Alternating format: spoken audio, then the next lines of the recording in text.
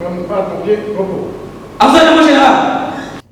Haute Cour militaire a poursuivi jeudi 23 mai 2024 l'instruction de la cause opposant l'auditeur général ministère public au général-major Pézombele Bruno, ancien commandant de la 34e région militaire.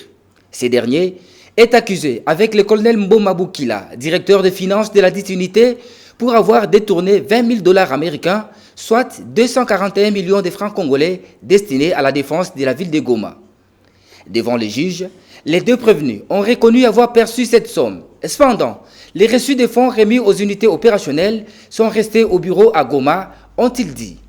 Par contre, ils ont indiqué que les documents justificatifs faisaient défaut, dans la mesure où l'argent était en cours d'utilisation suivant la grille de répartition du chef d'état-major général des FARDC. Faux, a rétorqué le ministère public, qui a soutenu avoir été sur place à Goma et n'a trouvé entre les mains du comptable que 3 600 $ américains seulement mis à sa disposition pour les frais funéraires.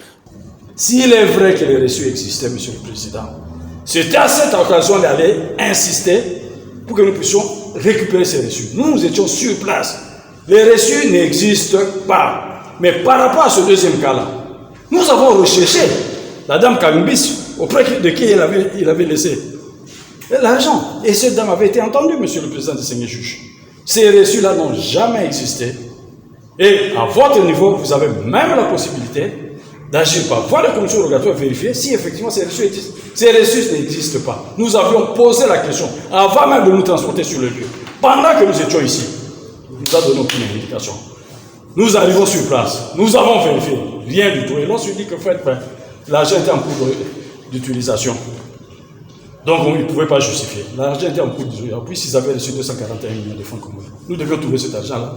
Mais sur les 241 millions en cours d'utilisation, on n'a rien trouvé en dehors de 3 600 $. Donc les chefs, au lieu de vous dire la vérité.